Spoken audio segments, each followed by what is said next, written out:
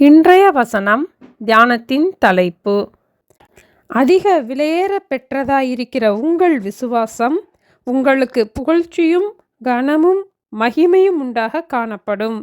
1 பேதுரு 1 அழிந்து போகிற பொன் அக்கினியினாலே சோதிக்கப்படும். அதை பார்க்கிலும் அதிக விலையேற பெற்றதாயிருக்கிற உங்கள் விசுவாசம் சோதிக்கப்பட்டு இயேசு கிறிஸ்து வெளிப்படும் போது உங்களுக்கு புகழ்ச்சியும் கனமும் மகிமையும் உண்டாக காணப்படும்.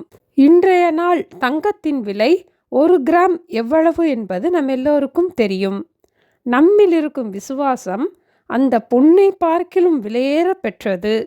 ஒரு தராசில் ஒரு பக்கம் பொன்னையும் ஒரு பக்கம் விசுவாசத்தையும் வைத்தால் விசுவாசம்தான் அதிக எடையுள்ளது. நமக்கு ஆண்டவர் தந்திருக்கும் இந்த மேலான விசுவாசத்திற்காக ஆண்டவரை துதிப்போம். தங்கத்தை 8 கேரட், 16 கேரட், 22 கேரட் என்று தங்கத்தோடு கலந்திருக்கும் உலோகத்தின் அளவை வைத்து அதன் மதிப்பை நிர்ணயிப்பார்கள். 24 கேரட் சுத்த தங்கத்தில் 99.9% அல்லது அதைவிட சற்று கூடுதலாக சுத்த பொன் இருக்கும். பொன் எந்த அளவுக்கு சுத்தமாக இருக்குமோ அதை வைத்து அதனுடைய விலையும் நிர்ணயிக்கப்படும். சுத்தமான தங்கம் என்பதை உறுதிப்படுத்த ஹால்மார்க் முத்திரையை உபயோகித்தார்கள். இன்று 916 அதாவது 22 கேரட் தங்கம் சுத்தமான தங்கம் என்று நடைமுறையில் உள்ளது. அதில் 100 கிராம் உலோகத்தில் தங்கத்தின் எடை 91.6 கிராம் இருக்கிறது என்பதை குறிக்கவே 916 என்று குறிப்பிடுகிறோம். சுத்த தங்கம் தானா என்று கண்டுபிடிக்க அதை அக்கினிக்கு உட்படுத்துவார்கள். சுத்தமான தங்கமாக இருந்தால் அது உருகும், ஆனால் எரியாது, பளபளப்பாக பிரகாசமாக தோன்றும். அதை நாம் பார்க்கும் போது நம் முகமே அதில் தெரியும்.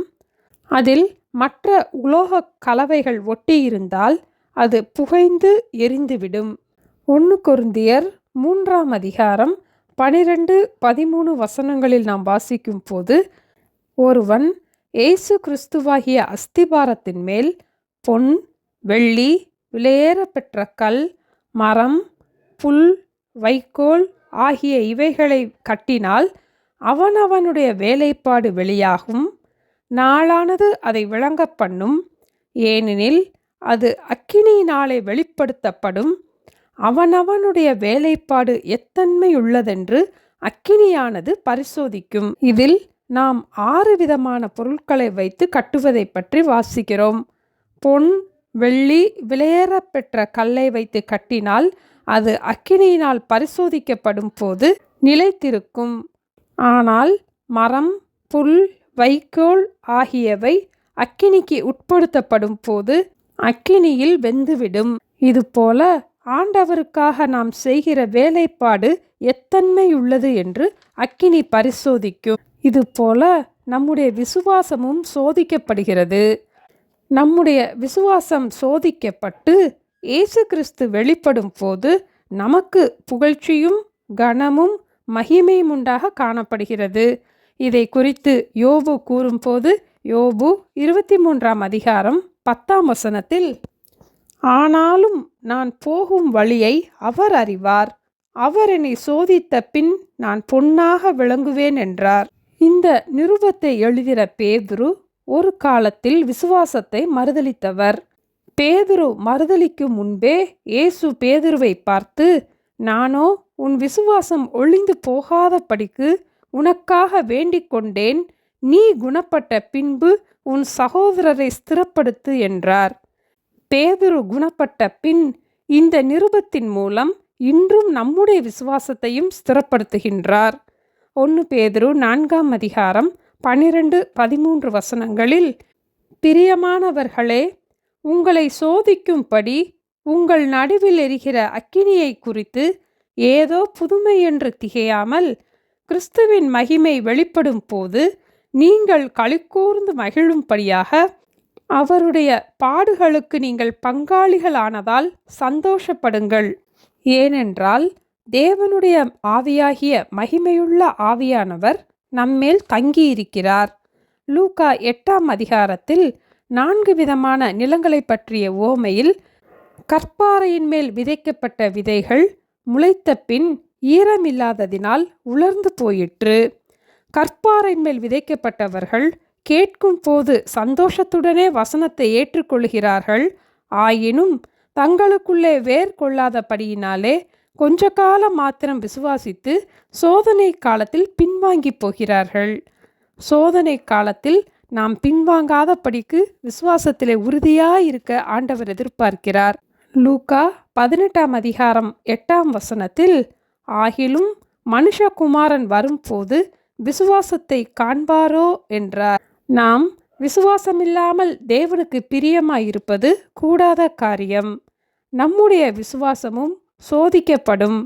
அந்த சமயத்தில் நாம் கலங்காமல் அவ்விசுவாசப்படாமல் இருப்போம். விசுவாசத்தை மறுதலியாமல் இருப்போம். விசுவாசத்தில் நிலைத்திருப்போம். விசுவாசத்தில் உறுதியாயிருப்போம். நம் விசுவாசத்தை காத்து கொள்வோம்.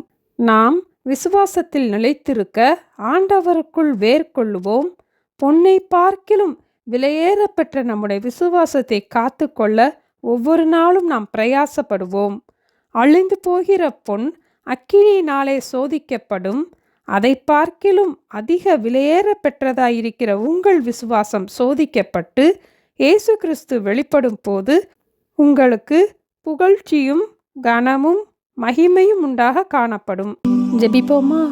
எங்களை நேசிக்கிற எங்கள் அன்பின் ஆண்டவரே, பொன்னை பார்க்கிலும் விலையேற பெற்ற விசுவாசத்தை எங்களுக்கு தந்திருப்பதற்காக ஸ்தோத்திரம் அப்பா. எங்களுடைய விசுவாசம் சோதிக்கப்படும் போது நாங்கள் விசுவாசத்தை மறுதலியாமல் விசுவாசத்திலே நிலைத்திருக்க, விசுவாசத்தை காத்து கொள்ள, விசுவாசத்திலே உறுதியாயிருக்க எங்களுக்கு உதவி செய்ய ஜெபிக்கிறோம் அப்பா. பேதுருவின் விசுவாசம் ஒளிந்து போகாதபடிக்கு பேதுருவுக்காக வேண்டுதல் செய்தது போல நாங்களும் எங்கள் குடும்பத்தினர், எங்கள் பிள்ளைகள், மற்றவர்களுடைய விசுவாசமும் ஒளிந்து போகாதபடிக்கு மற்றவர்களுக்காக வேண்டுதல் செய்ய எங்களுக்கு உதவி செய்ய ஜெபிக்கிறோம் அப்பா. நாங்கள் குணப்பட்ட பின் மற்றவர்களையும் ஸ்திரப்படுத்த எங்களுக்கு உதவி செய்யுங்கப்பா. இயேசு கிறிஸ்து வெளிப்படும் போது எங்களுக்கு புகழ்ச்சியும் கனமும் மகிமையும் உண்டாக நாங்கள் விசுவாசத்திலே நிலைத்திருக்க, சோதனை காலத்திலே பின்வாங்காதபடிக்கு எங்களை பாதுகாத்து கொள்ள வேண்டுமாய் இயேசுவின் நாமத்தில் ஜெபிக்கிறோம் பிதாவே. ஆமேன். Thank you. Have a blessed day.